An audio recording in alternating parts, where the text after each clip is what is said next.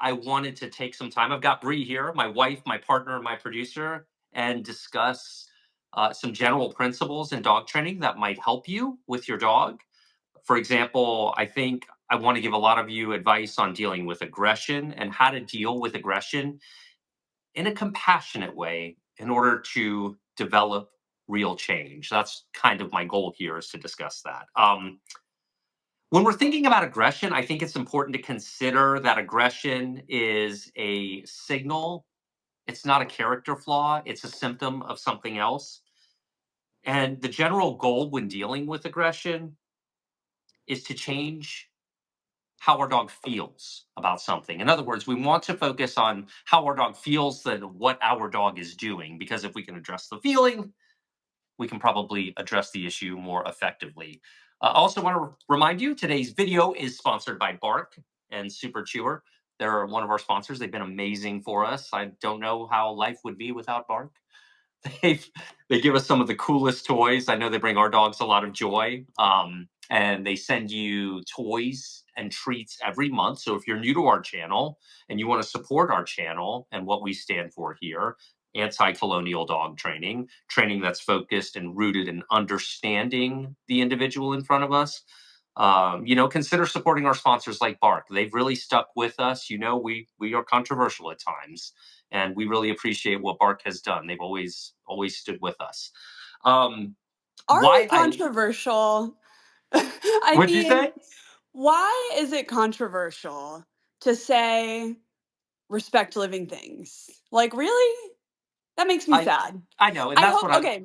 I also, before we go any further, I see there's some people in the chat. I want hopefully someone to tell me how the audio is. This is our first time ever going live together in this way. So I want to make sure, like, do you hear an echo, etc. Let You me know. sound good to me on my end. I know that much. I just Uh, know I have your audio. I hear you, and I don't know if my mic hears you. I just want to make sure everything's okay. Audio's good. All right. We may do continue. you have and so I believe the Bark information, Bark Box and Super Sure will be in the description just to wrap It up that is. point. Yeah, free For extra toys for a year actually is in the description. Oh, is it? It's not They're just the still link. running that. Hmm. So yeah, you're getting free extra toys for a year. We think that is about the best deal they have ever done. To give you an example, and we are going to talk about aggression here, but I want you to understand too, good dog toys are actually kind of hard to come by. And what I love about Bark is that they actually really make these toys to be appealing to dogs, different textures, different squeakers. Like I feel one up here. Oh, it's there. Is that it? Oh, there we go. There's one. What Um, is that? I A I don't rocket? know. It's a rocket A ship. firecracker? Yeah, but anyway, I just want people to know about this. Also, I've got to try this one out. I've have a history of doing frisbee dog competitions and stuff like that. So they sent a disc too. I think this is cool, nice and dog friendly, nice and tough, but not Hmm. too hard for their teeth. I love that. But anyway, the point is, Bark makes amazing toys and treats. If you want to have those every month available to you, check the link in the description, and you'll get a free year of having an extra toy every month in your box. So your dog's going to be pretty happy with that. And they'll cater it to your dog and all that, but I don't want to dwell too much. If you have any questions, let us know. So getting back to aggression, we're talking about today, it's important to realize that most dogs who are suffering from significant issues of aggression are simply scared. That is the majority of what we're dealing with when we're dealing with dogs who are displaying aggression. Yeah, Um, I liked sorry, not to jump in, but I really liked a minute ago how you said aggression is not a character flaw, because I think that when we look at animals who are being aggressive, whether it's dogs or, whoever, well, I'm going to bring up humans who are also animals. But anyway, when we look at our dogs and they're being aggressive, it's easy to focus on the aggression, right? It's the problem you have. Your dog is like freaking you out in that moment because they're freaked out or whatever. mhm. But when you see a human who's being aggressive, we're like, why? Like, are you mad? Are you scared? Are you mentally ill? Like, what is the reason? We're not just like, stop that aggression. We're like, what's wrong with them? Like, what's going on? And I think most people, not most, well, many people forget to ask that with their dogs because they're Mhm. so overwhelmed by the aggression. And when you think about it that way, that it's not a character flaw, I really liked how you put that because it makes it easier to frame it back to what matters, which is what's wrong with you? Like, let's address that. Hmm. Yeah, right. I think that's a really good point. Sometimes, especially if we don't know the dog really well, we think, "Oh my goodness, my dog is broken.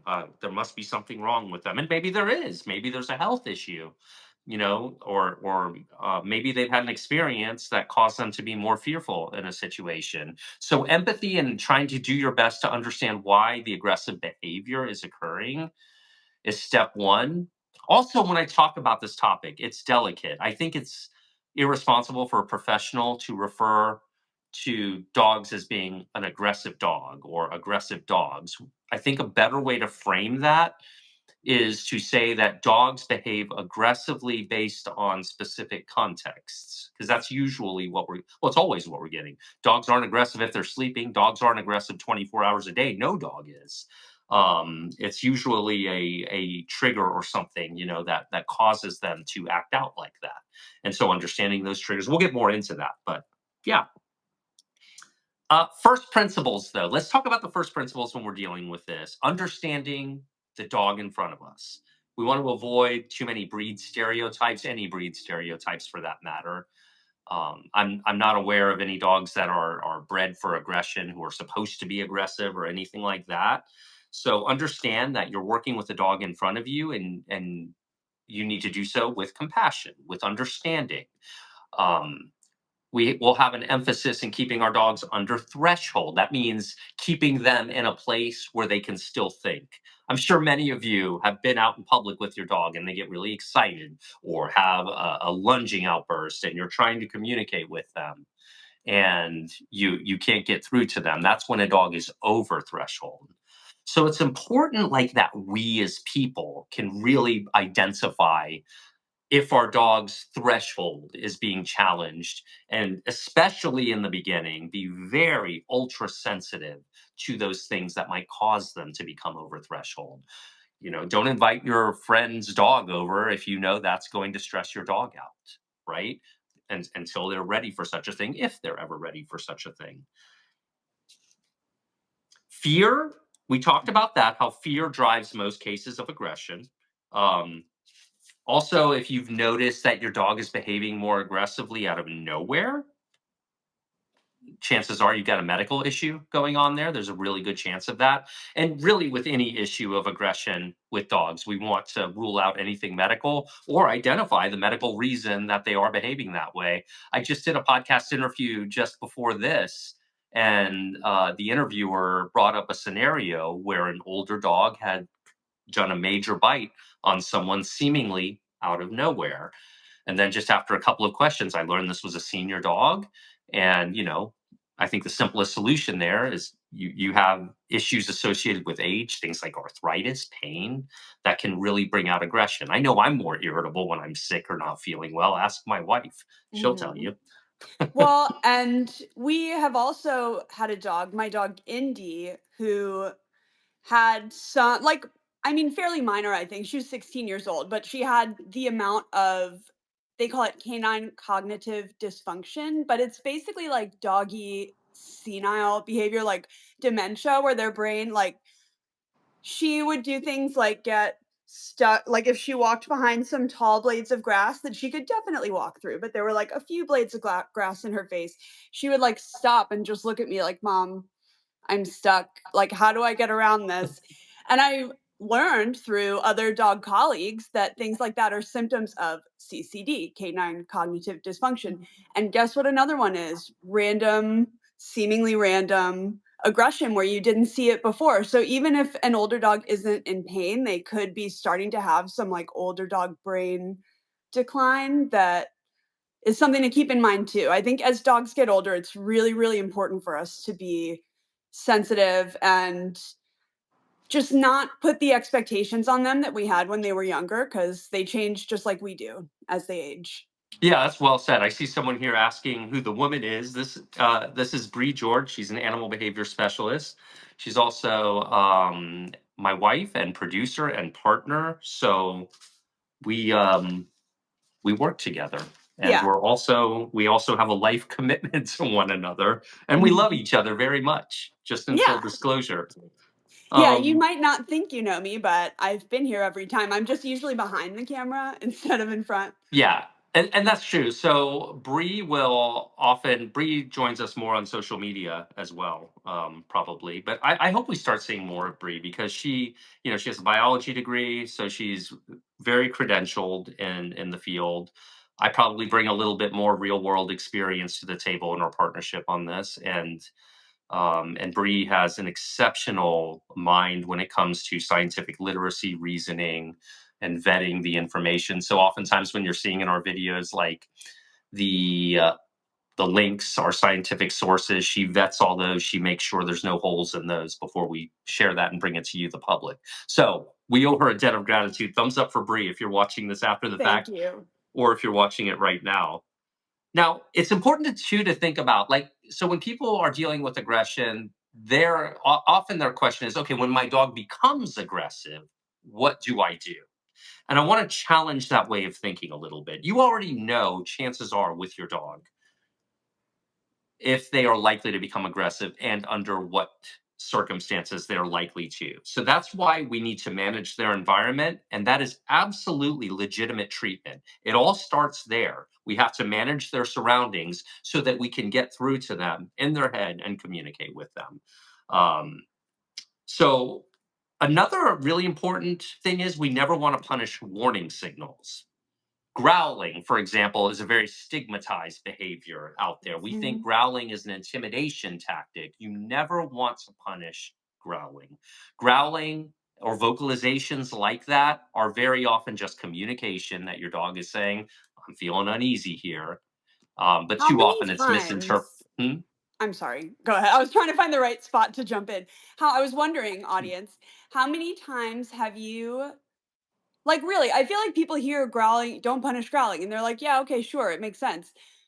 But how many times have you seen a dog of any size, but a lot of times it's smaller dogs, growl and someone says no, like immediately? That Right. happens so often, and people don't realize what they're doing. Your dog is warning you that they're uncomfortable. Don't punish them warning you. They're saying, "Please, I'm uncomfortable. Don't make me don't make me tell you any other way that I," you know what I mean? Yeah, they don't have So, words. They have yeah, body I think language. I They have think it vocal. happens more often than we think. Sorry, Zach. No, Also, you're one fine. more thing. I just wanted to let everyone know, since I have the floor for 1 second, since I stole the microphone from Zach. Um, I'm trying to keep up with y'all's questions and stuff because I know we have some things that we thought would be useful to tell you in this live. So we're going to do that first.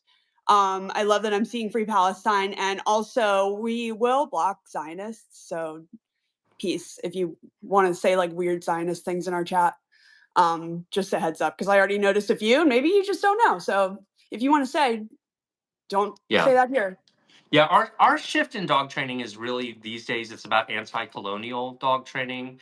So many of you will know that Bree and I have been very outspoken about abusive dog training, yanking dogs around by the neck with prong collars or using shock collars or choke chains. And I think what isn't fully appreciated in the public, and certainly not in my profession, which is completely unregulated, is that those influences come from colonial culture. Those come from the influence of domination and suppression of animals or beings or whatever we view as weaker. And that's counterproductive to really address these issues in any meaningful way. And so we try to keep a consistent worldview and we try to be consistent with that in our practices as well when it comes to advising the public in dog training, which actually brings me to my next point here that when we are dealing with issues of aggression, ethics are not optional. You cannot ethically yank a dog around by the neck and say that you're treating aggression or rehabilitating a dog. We've seen this in TV shows. We see this all over social media. We have plenty of self-assured white men out there, and I mean, I won't single out only white men, but I think you know the type I'm talking about, who are hell bent on just showing how small-minded they are, that they can control an animal that's 100 pounds lighter than them with a metal collar. So it's that whole attitude, if you know what I mean, that's kind of prevalent in dog training that that we're trying to address. So ethics aren't optional. Reward-based methods maximize learning and they minimize risk. That is the veterinary behavior consensus, whether you agree with it or not. Um, I was thinking we could go over some vocab here, some vocabulary words, because I really try to minimize using jargon when I'm trying to give these talks because my audience is the mainstream public. It is not dog trainers, though we have plenty of dog trainers who join us. But there's a lot more regular people than there are professional dog trainers out there. I mentioned the word trigger earlier. And so, what do we mean by trigger? That is the thing that sets your dog off, right? So, we need to map what those triggers are. We need to know at what distance and for how long our dogs are likely to respond to their trigger. Examples of triggers might be things like another dog, a squirrel, a scooter, a bike, things that cause them to really become alert and what we would call overreact. But really, they're just, doing what's natural to them because they are probably at some level fearful of that thing and want to make sure that they create distance from it. We talked about the word threshold. That's the line where your dog flips from I can think to I can't think. So keeping our dogs below threshold helps them stay in a state where they can think. When they're above threshold after an incident has happened or during an incident, that is not the time to communicate with them. Now, I will say naturally, okay, if a dog is involved in an aggressive situation, a dog fight or anything like that, or if they're attacking a person, you do whatever you have to do to bring that to an end. And yes, that sometimes means we have to behave aversively towards the dog. But there's an important distinction here that we should make. That is not training. That is an emergency management situation. So I don't want people to hear, well, if you'll behave aversively during an emergency, that must mean it's okay to use pain and fear on dogs. It is not. It's our responsibility to prevent those incidents from happening, and any aggressive behavior can be stopped right now for 100% of you out there through responsible management, keeping your dog on a leash, making sure you help them uh, get comfortable wearing something like a basket muzzle. That's a humane muzzle. I've got videos on how to introduce your dog to that, how to get them wearing it in a way that doesn't further promote stress. In fact, to the opposite, makes them kind of enjoy wearing the muzzle. And the difference between management and training, Hmm. if you so like if your dog is running into traffic and they hit the end of their leash, and so they're like managed from running into traffic by probably an uncomfortable jerk on their harness Hmm. because they hit the end of their leash. That's not something that you don't leave your house saying, I'm going to teach my dog not to run in traffic by letting them do that, and they'll learn the hard way. That would be wrong because that would be putting an aversive into your training plan, right?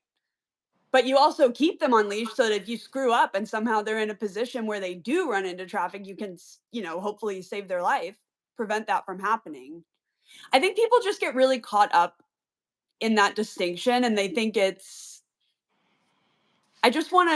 I wanted to try to illuminate that even better because I know that sometimes it can sound like it's not a very big difference. The Yeah, difference it's a huge between difference. Yeah, we don't management and bake training. aversive training into our plan. Do we have to handle a dog aversively in emergent situations? In emergency situations, sometimes, yeah. But even then, that is still an indicator that that's handler error or person user error, whatever you want to call it.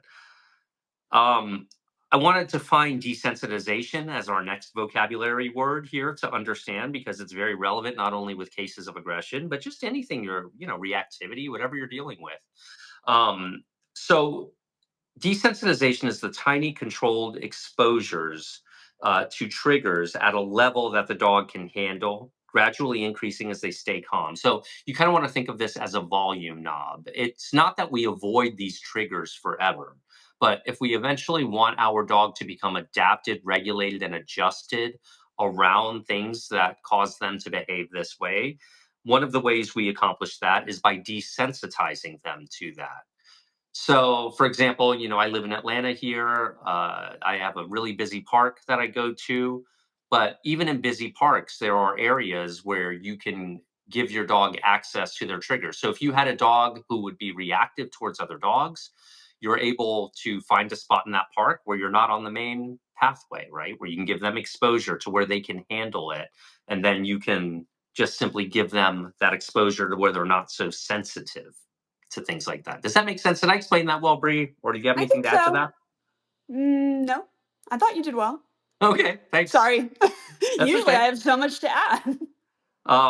You hear dog trainers use the term counter conditioning a lot, and other professions that are related to behavior. And that's where we pair the trigger with something that the dog loves. So, it's similar to desensitization.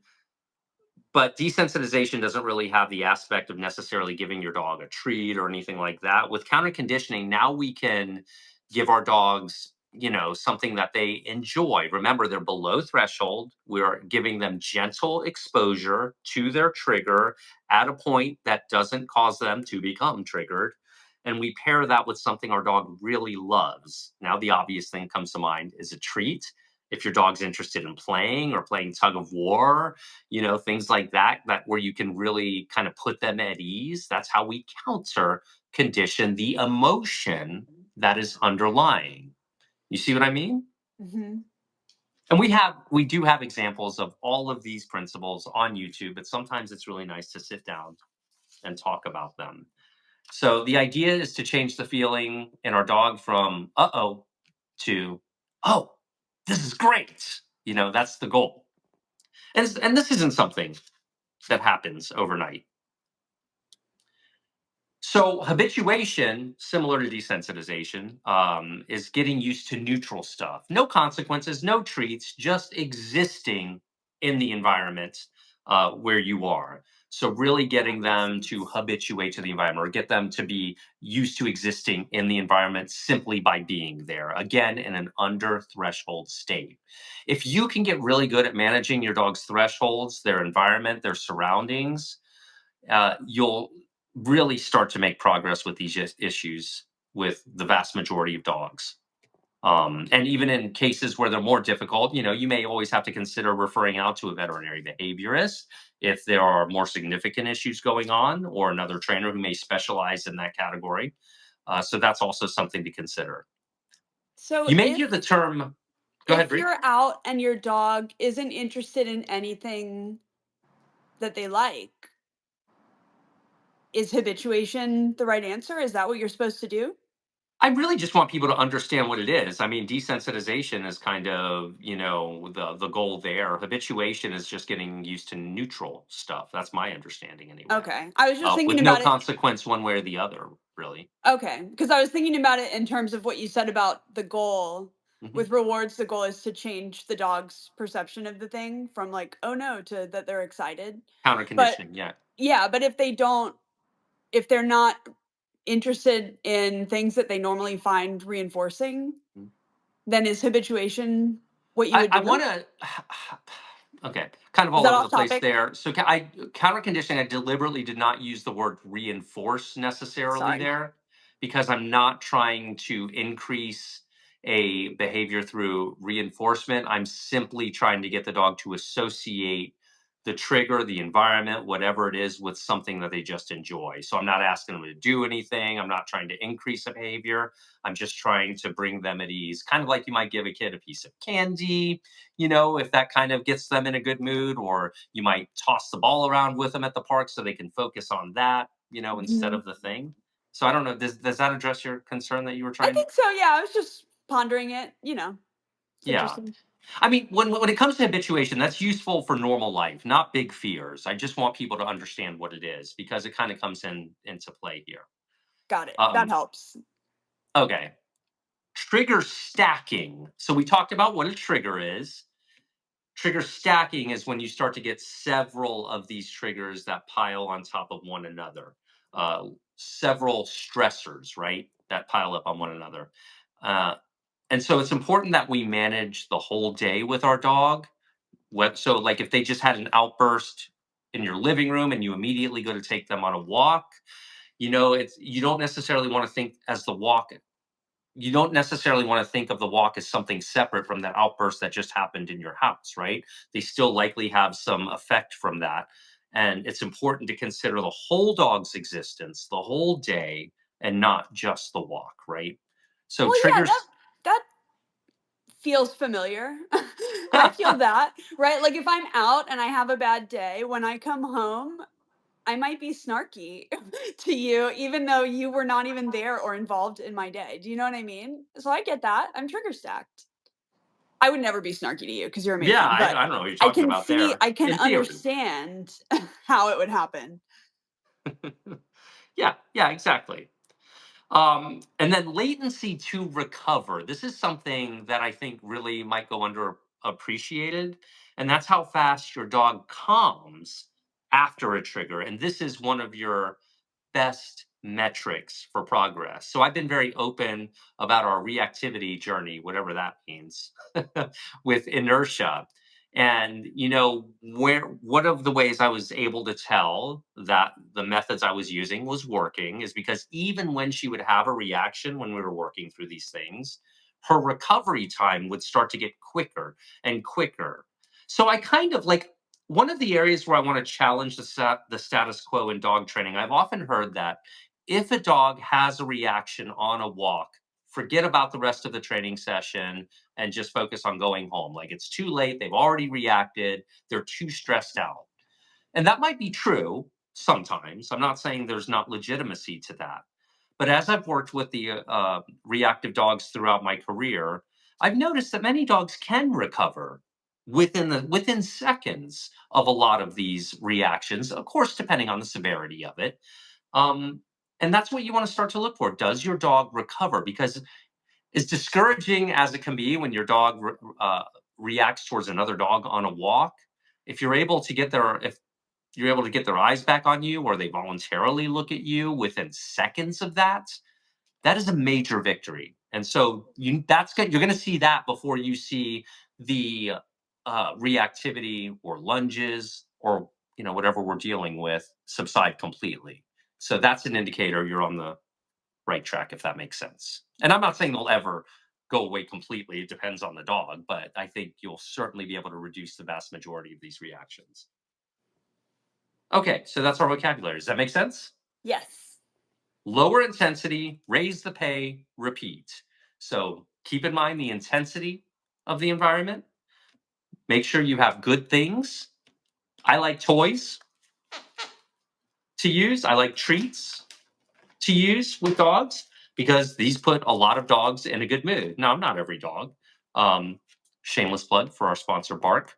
BarkBox and Super Chewer, they're giving you a free toy for a year in every single box. That is a great deal. It's really good. We love Bark. We love that they stand with us. We love their support. And we love that they make amazing products for dogs. We've been with them for years. This is an example of a Super Chewer toy, by the way, made by Bark. When you go to sign up for one of these boxes, you'll have to determine, is your dog the kind that really rips up toys? You want to get them a Super Chewer toy, like, really tough toys. My dog Inertia is slightly biased towards BarkBox toys, which are still very tough. I mean, I've demonstrated these. But hear that crinkle sound? This little hot dog What is oh yeah, squeaker there. Um, Nice buns, it says. of course. So I'm gonna have a link below where you can sign up for a BarkBox or a Super Chewer box. We appreciate your support, and I know your dog will love them. I wouldn't recommend a product that I don't thoroughly use myself and enjoy. So yeah, and I see a lot of you have dogs that love Bark toys and treats. They send you a couple of bags of treats in every box. You get a chew as well, so you've got your supply of treats for the month, or depending on how much you use. But they use high quality ingredients and stuff. So the practical blueprint, really, when we're dealing with aggression with dogs, is to make sure we check their health. So we talked about that, going to a vet, make sure there's not something underlying medically that you can identify. We stabilize that aggression immediately, and we do that with management. If you have two dogs fighting in the house, if they're in separate rooms, guess what? It is impossible for them to fight. I mean, really, I want you to feel empowered knowing that management is not a cop out. So often, management is presented as avoidance, but management is responsible because you're not allowing the incident to unfold. That doesn't mean it's the answer completely. However, there are people out there who, for whatever reason, don't have the time, can't put in the effort to really address these issues. Management alone can still stop the behavior. Not letting your dog off leash in a public situation where they're likely to go after another dog. I mean, I know it sounds obvious, but this happens. That can that's impossible if you don't let them off leash in that type of environment. Find other ways for them to get their off leash time, whether it's through a sniff spot, your backyard, a friend's house. Be imaginative, be creative there. Preferences, we should also talk about like preferences and reinforcement too, like knowing what your dog really enjoys. In dog training, we call it a preference assessment. And that's where we try various items with our dogs, whether it's toys or treats. Um, and we find out what they like. Do they like this really hard toy right here? This is hard underneath here. It's just got a plush, you know. Do they like playing tug of war? Would they prefer to chase an item? Could they not care less about toys? Uh, do they like do they like dog treats, or do they like are they really picky? Something that's also important too is that, If you're doing a real preference assessment, yeah, just since it's also a vocabulary video, yeah. I honestly I can't remember the requirements, but a preference assessment is like a thing, and there's Mhm, a it's easy, but there's a way to test it. Like, you can't just say, I remember what my dog likes and dislikes, and so I did a preference assessment." It's actually like a little experiment that you set up, and you have like your things you're going to test and how many times you do it, and you have to like actually test it. mhm. I just don't want to be too cavalier with our Well, it's language. true. And well, the next thing I was going to say too about preferences with dogs is that they change. They're not just because my dog likes a treat one day. I mean, I might like a Dorito one day and then not be in a mood for a Dorito the next day. Bad example. I'm always in the mood for Doritos, but I'm not eating them because they're not good for me. Hmm. That's a message for my wife. She wants to make sure I eat healthy. And right now we're in separate cities. So I have to reassure her. Okay. Um, but yeah, so understanding that dogs' desires, their what is reinforcing to a dog is so fluid and it changes. It can change from moment to moment. That's why it's so important that we get to understand our individual dogs, right? And when I say that, I'm not talking about understanding their breed, though that's good to know. It's good to know what influences might be involved genetically, but nothing is as important as understanding the individual that we're dealing with. And I think that's an important distinction that doesn't get considered enough in my profession. Too much breed stereotyping going on when we address issues of aggression or anything else for that matter. Well, Um, all of that goes away if you just say, "What's happening? Why are you doing that?" You know what I mean? Like, you don't the all of the stereotyping goes away if you focus on the dog, and no matter what breed they are, you figure out why they're doing it. And maybe it is a reason that's tied to their genetics, and maybe it's something else. But, that I feel like it inherently treats dogs as individuals once you start looking for the underlying cause of their behaviors instead of just trying to change them and put them in this perfect box. That's right. Yeah, yeah. Like training isn't appropriate if it's arthritis that's causing them to behave aggressively. And Mhm. again, we would still. I mean, management is extremely powerful, and it doesn't get talked about enough, in my opinion. But management plus counter conditioning, plus desensitizing a dog can really go a long way. So you might find it helpful to write down a list of triggers for your dog, or at least know them. For inertia, for example, it was dogs, it was scooters, it was Yeah, I was gonna bikes, say skateboards. skateboards, Wait, wait, rollerblades wait. Skateboards on a wooden bridge. Very on a wooden specific. bridge. Yeah. Yeah, there Yeah. you go. I mean, and that's what I mean, knowing that nuance, knowing those little things. I mean, she gave me a lot of work to do there because I've had other dogs in the past that they had other issues. Sure, all dogs have their thing, right? And quirks and everything, but inertia was my I guess she's the first dog that I had with who had like textbook reactivity. Nothing wrong with her. She's a border collie being asked to exist on a 6 foot leash in an urban environment. That's not easy. There's nothing wrong with her. But in order to try and get the behavior that I want while also letting her be true to her, to who she is, and making sure she has the outlet and the ability to behave naturally, you have to still be willing to meet your dog there too. But you can have it both ways, is my point Well, with yeah, she dogs. has big feelings about things like skateboards on a wooden bridge, and Not so much rather anymore, but yeah, well, she no, used but, to. like, as a Yeah. puppy, she did, and so rather than just shut those down and just force her to box up her feelings, you changed those feelings. You helped her change them. And so now when she sees a Mhm. skateboard on a wooden bridge, most of the time she's like, I don't care about that one bit. And if she is a little concerned, you change the feeling from I'm concerned to, hey, dad, I see a thing that I find concerning. And then she looks to you now, which Mhm. is, exactly what you would want. That's what all of us do. I look to you when I see a thing that I find concerning. So, that's what It families do. Yeah, and it's been fun too, like, when I take her on a walk now, because 'cause I'm in a very busy part of Atlanta, so I don't know, I probably see 10, 15 dogs minimum on every walk that I have to pass at pretty close range, which used to be tougher with her, I'll be honest about that, and now she's very successful with that, and it's really enjoyable to watch her look at the dog and then be like, "Do I get a treat?" Because what Yeah. I do with her for reactivity, we're not talking about aggression with her, but what I do with her is I pair the dog, pair the appearance and presence of another dog, something she's excited about, something, she loves dogs, to be clear, but she just gets excited about them, or has, with a treat. So now she looks to me for a treat. It's a And I put them game. in my pot. I'm happy to give that to her just to help reinforce her. I'm not stingy. What do I care? She needs to eat anyway. So, I'm happy to oblige there. And so it's different from having to get your dog's attention with a treat to simply, she looks at the dog, she looks at me, that wins you a treat. Yeah, Or it's a game. yeah, and we talked about this in one of our lives pretty recently, differential reinforcement of other behavior. So, really, if you don't know where to get started and your dog is reactive on walks or whatever the case may be, simply throwing out a treat to them for anything, literally anything other than the undesired behavior of lunging and barking in this case. Even if they're pulling on a leash, even if they're barking at something else, even as long as they're not doing the primary behavior that you're trying to address here, you can reinforce that. The appearance of another dog. Wow, there's a dog in the state of Georgia right now. You're not reacting. Okay, I'll reinforce that.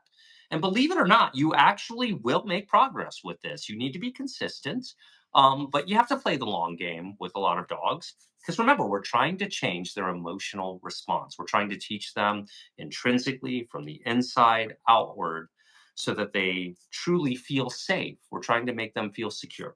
And I that's what. understand that that works, the Mhm, DRO mhm. thing, but it feels so chaotic. Like, I'm trying to just listen to that as anyone else who's listening too, and that feels like not true. Can you make that, like, what explain why that works? I mean, so, like, if your I think dog we. is I like, my think dog is lunging at a squirrel, and then she's, like, running around me in circles doing all these crazy things, and if I'm able to reward her, am I Mhm. not rewarding the other, like, undesirable behavior, or what's going on there?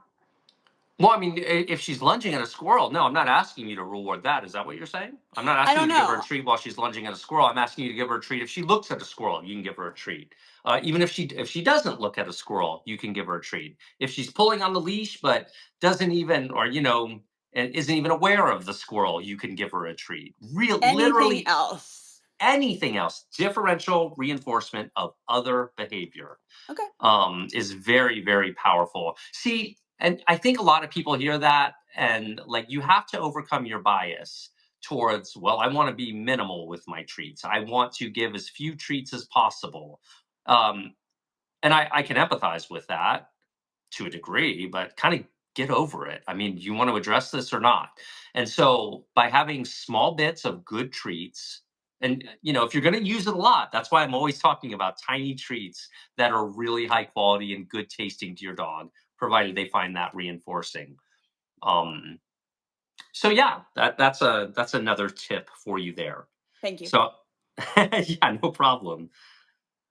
And most importantly, really keep in mind that you need to track this data, whether it's formally or informally, if your dog is getting better. Like Brie and I would count the number of reactions that inertia would experience on a walk to get a baseline, trying to avoid them, but nonetheless, they happen. It's the real world.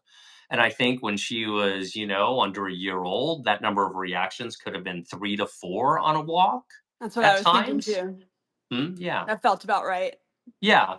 And now it's virtually 0. I'm not saying she never acknowledges a dog, but even when she does, it's really just not an issue anymore, right? And so, just yeah, that's my point. So really just be aware of the progress, even if it feels slow, because it's actually probably not as slow as you think. You have to adjust your expectations. None of us are entitled to just have a dog turn it off. But that is the mentality too often in the public and in the dog training field, which is why abusive dog training thrives. Because, yeah, you can shut down a dog, you can get the behavior to stop immediately if you're willing to be abusive towards them, if you're willing to jerk their neck, if you're willing to shock them.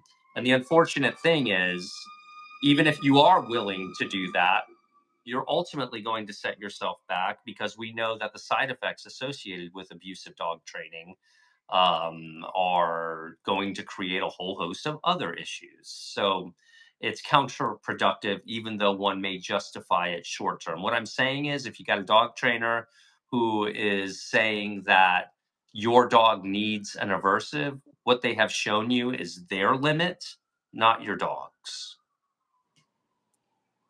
Well said. I think we got a fire Sirens. behind us. It's alive. So tracking the data is really important.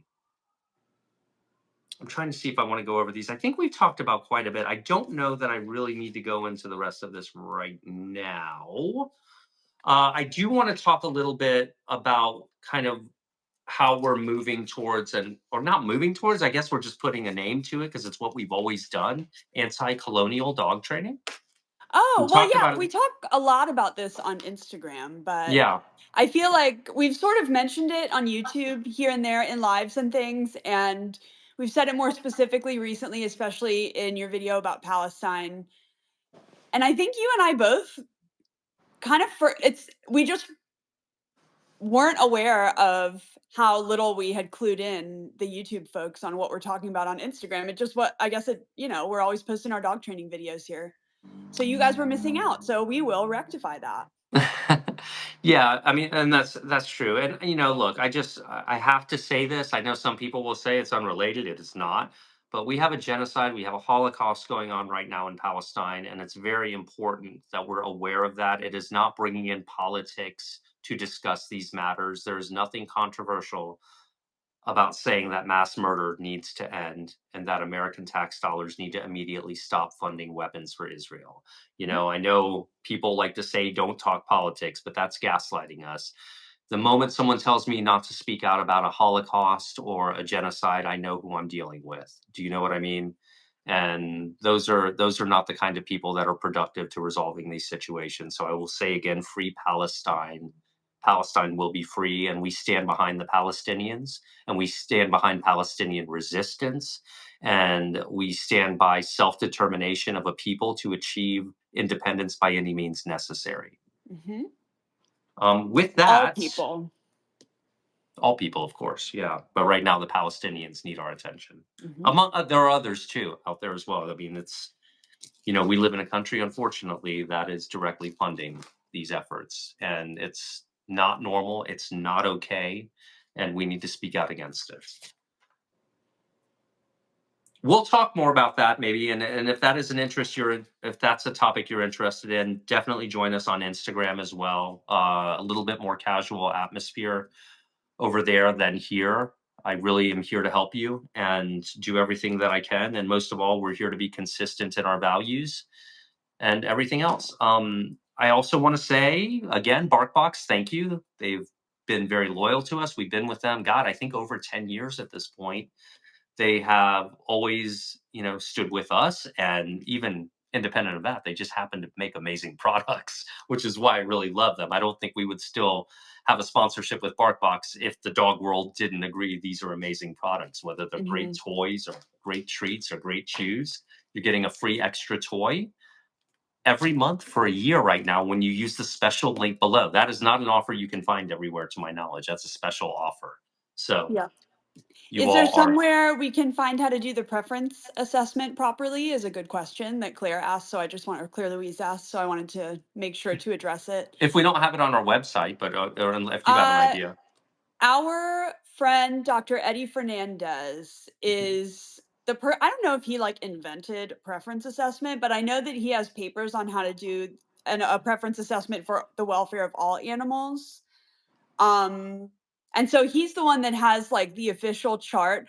But I've been talking to him about making a video on our channel about that. And so I believe we have one upcoming with Wallace pretty soon, but I'm sorry that it is upcoming and not yet posted. Eduardo Fernandez, though, is preference assessment. Yeah, He, Dr. I believe he Fernandez. may have one already public somewhere on his. He like publishes papers and stuff, and so I think he's got a paper published on it that includes the how to.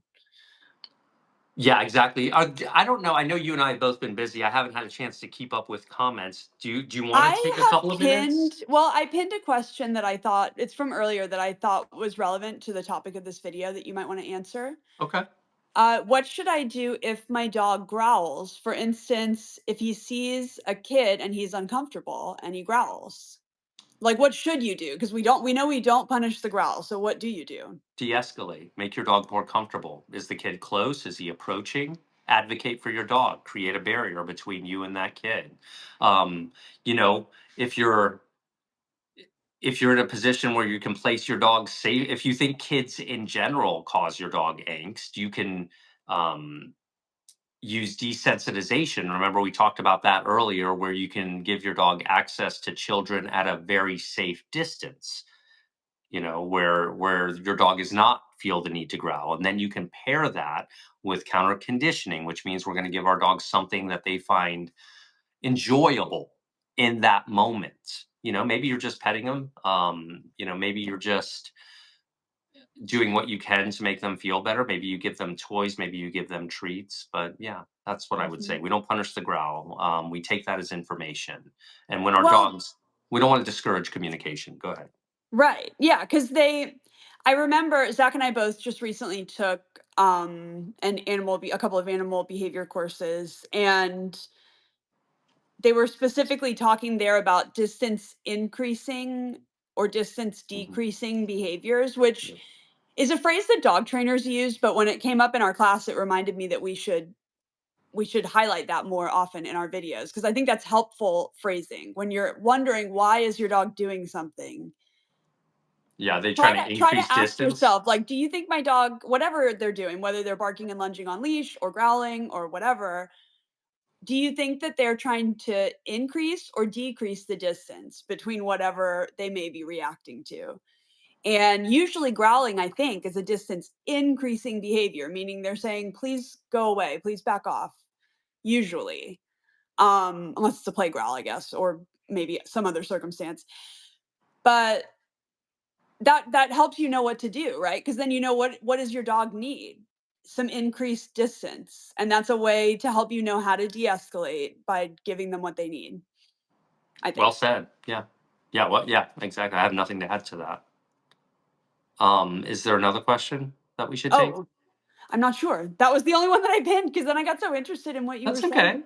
That's all right. I didn't know. I know you've been talking as well. Why do people get in that mindset of only giving a few treats? I see.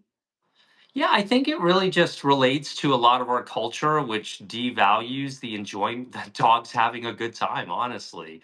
And this is something we have to deconstruct in our society. I'm being dead serious when I say this, that we expect dogs to be subservient, to do what we say just because we say do it. And the idea of giving dogs treats and enjoyment runs counter to that, I think, in the culture, because it makes zero sense from a behavior science perspective that we would be stingy on treats or toys or anything that our dog loves. So that, I mean, that's my personal view on it. I think it's often a toxic masculinity thing, a misogynistic thing. That's what Uh, I was gonna say. I think yeah, it's as much we do have the devaluation, of any animals in our culture yeah. as an issue that like affects our relationship, but I think a lot of it has to do with the overvaluation of like there's a lot of ego That's that a right. lot of people bring to their relationships with animals, and they really need to put their ego in check. And I think maybe that is a big part of the reason why people get stuck in that mindset of not wanting to use treats or what, like that's a good question, and I think ego is part of the answer. We say that they need to not put their ego in it as professional dog trainers, and we're talking about a certain type of trainer, which is very abundant, a compulsion trainer, a balance trainer, someone who's using pain and fear deliberately to train a dog. Um, Gosh, I lost my train of thought. What did I start with? Does anyone remember?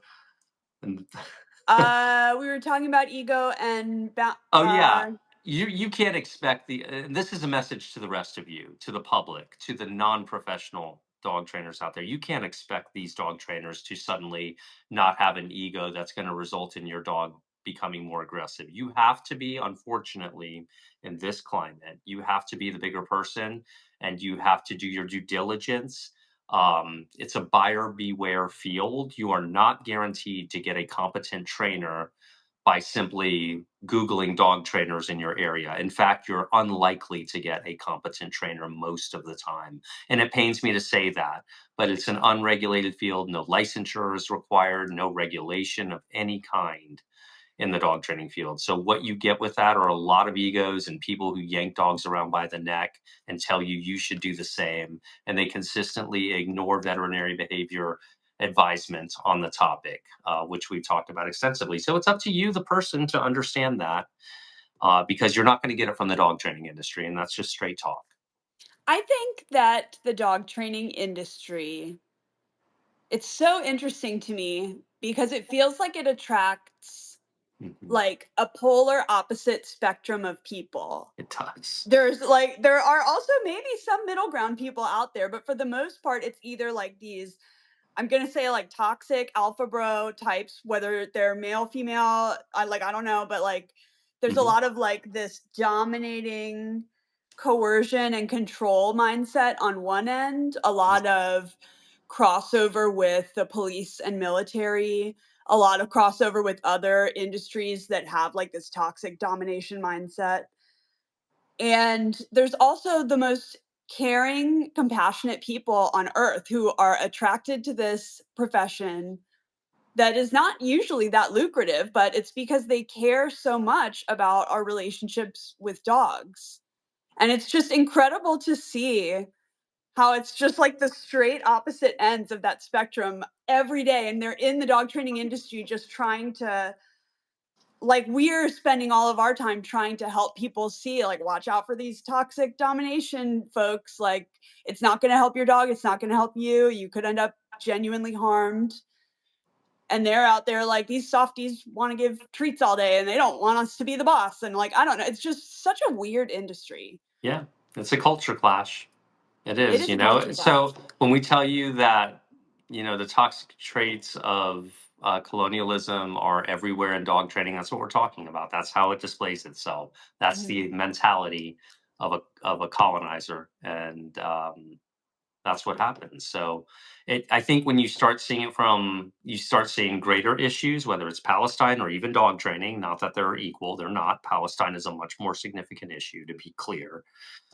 When you start seeing things from the perspective of those affected by colonization versus seeing things from the perspective of the colonizer, then you are able to flip your worldview pretty quickly if you can internalize that and realize the damage that we've actually done in this world. So that's Yes. that's how we see it, and that's the mentality that informs the way we advise you, and that's the mentality that informs the way we teach dogs. With not a that, man hater. I love people who don't take the identify bait. as Don't take the anything bait. at all. I'm just saying, I love all people. Chances are, if someone's getting Except butthurt, Zionists. I don't love Zionists. no, not well. I mean, yeah. Well, you don't love settler colonialism, which is what Zionism is, and settler colonialism is historically, going to have horrific effects. Mhm. I know of no example where that isn't the case. So, yeah, it's not an issue of putting labels on people or putting people in baskets and categorizing them. It's just some ideas are objectively toxic and harmful for the world. I think is all Yeah. you're saying with that. I'm So, saying, yeah, there's no good Zionist idea. It is built on a bad, bad thing. That's what I'm saying. yeah, it's built on the idea of ethnic cleansing being required in this Yes. case. And that just can't be. That just can't be. And that's why we must talk about it, despite the fact that it's somehow considered risky to talk about, which we will not buy into that idea. We will talk about that, and we'll do everything we can to raise awareness about it because it's one of the most important issues on earth right now. So, thank you all. I think we're going to end that here. And if you want to continue joining us in the conversation, follow us on Instagram. That's kind of our biggest social media place right now. Facebook too, and TikTok, but our biggest presence is on Instagram outside of YouTube too. So we really need you over there. We need our people. If you buy into the idea of collective liberation for all people on Earth, and you understand that that extends to animals, you have to be on our Instagram page because we need you. Instagram.com/Zach George, link below. Sign up for a Bark Box, sign up for a Super Chewer Box, and get a free extra toy for a year. And that's a really good way to support us and our message too. So we really appreciate you considering doing that. Your dog will love it. That's the Yep. most important thing. So, I put the all right. links in the description for all that stuff. Yeah, nothing else that we have to say on your end? We have a new podcast. I also put that link in the description. And this is what it's like. Haha, it's this. Yeah. Yeah. All right. Okay. Bye, everyone. Bye.